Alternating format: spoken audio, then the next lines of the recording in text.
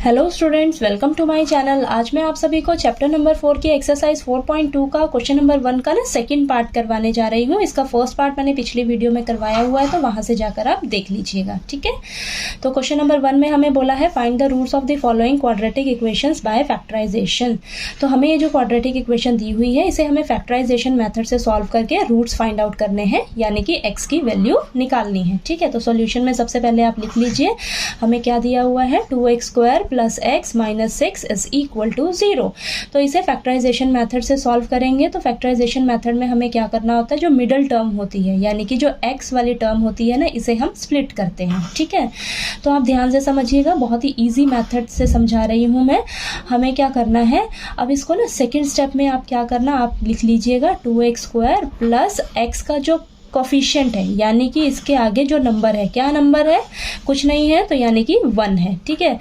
उस नंबर की जगह आपने क्या करना है, ब्रैकेट लगा देना है और आपने बाकी सभी को ना एज इट इज उतार लेना है सेकंड स्टेप में, ठीक है। ये काम इतना करना है आपने, सेकंड स्टेप में आपने सभी को एज इट इज उतार लेना है। बस जो आगे x के आगे जो नंबर होगा ना, उसकी जगह एक ब्रैकेट लगा देना है, ठीक है। अब इस ब्रैकेट में ना आपके पास दो नंबर्स आपने ढूंढने हैं। अब वो दो नंबर्स ऐसे होंगे जिन्हें हम प्लस माइनस करें तो हमें यहाँ क्या है नंबर 1, प्लस माइनस करें तो हमें 1 मिले, और उन दो नंबर्स को जब हम मल्टीप्लाई करें तो वो क्या हमारे पास आना चाहिए, देखिए x² का कोफिशिएंट क्या है 2 है और कांस्टेंट नंबर क्या है 6 है, ठीक है। अभी साइन को मत देखिएगा आप, ठीक। तो यहाँ पर आया 12, ठीक है।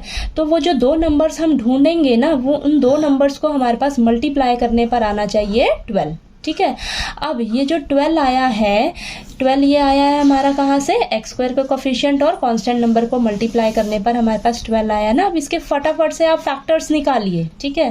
फैक्टर्स देखिए क्या निकलेंगे, ये आएगा 6, देन अगेन 2 पे जाएगा, देन ये 3, देन ये 1 आ जाएगा। तो हमारे पास फैक्टर्स निकले हैं 2 × 2 × 3।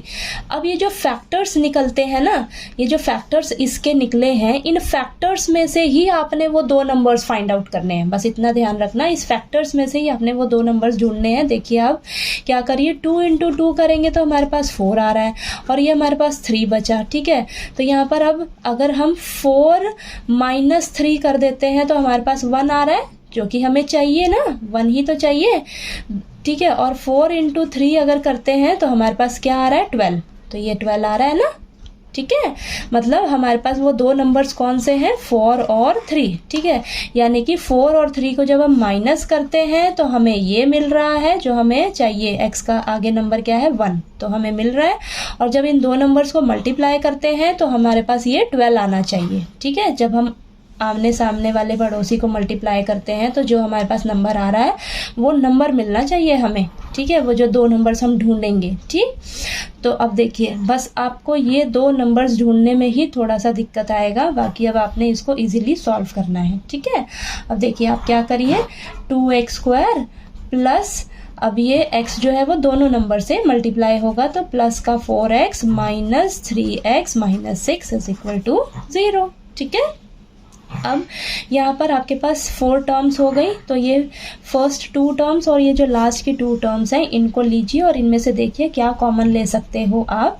तो नंबर में हमारे पास 2 कॉमन आ रहा है और यहाँ पर x कॉमन आ रहा है, तो यहाँ पर बचेगा x प्लस का 2, ठीक है। और यहाँ पर माइनस का 3 जब कॉमन लोगे तो हमारे पास x + 2 बचेगा, ठीक है। यानी कि ये जो ब्रैकेट में आपके पास आया है ना, यही सेम यहाँ भी आना चाहिए आपके पास, ठीक। क्योंकि अब नेक्स्ट स्टेप में ना आपके पास देखिए x + 2 यहाँ पर भी है, x + 2 यहाँ पर भी है, तो ये कॉमन आ जाएगा आपके पास, ठीक है। कॉमन बाहर ले लेंगे तो यहाँ से क्या बचेगा, 2x बचेगा और यहाँ से क्या बचेगा, माइनस का 3 बचेगा, इज इक्वल टू 0, ठीक। ये स्टेप क्लियर हुआ आपको।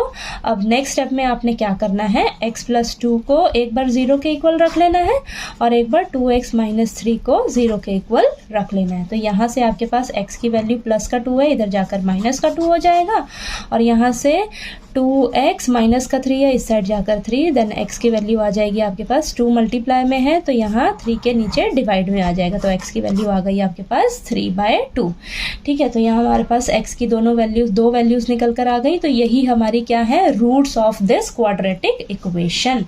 ठीक है, तो आपको क्वेश्चन नंबर 1 का सेकंड पार्ट जो है वो अच्छे से क्लियर हो गया होगा। कोई डाउट आया आपको तो प्लीज़ आप कमेंट करके पूछिएगा। वीडियो अच्छा लगे तो प्लीज़ लाइक कीजिए, शेयर कीजिए और ज़्यादा से ज़्यादा सब्सक्राइब कीजिए मेरे चैनल को। Thank you so much. और चलिए इसका थर्ड पार्ट जो है वो हम नेक्स्ट वीडियो में करते हैं। ठीक है।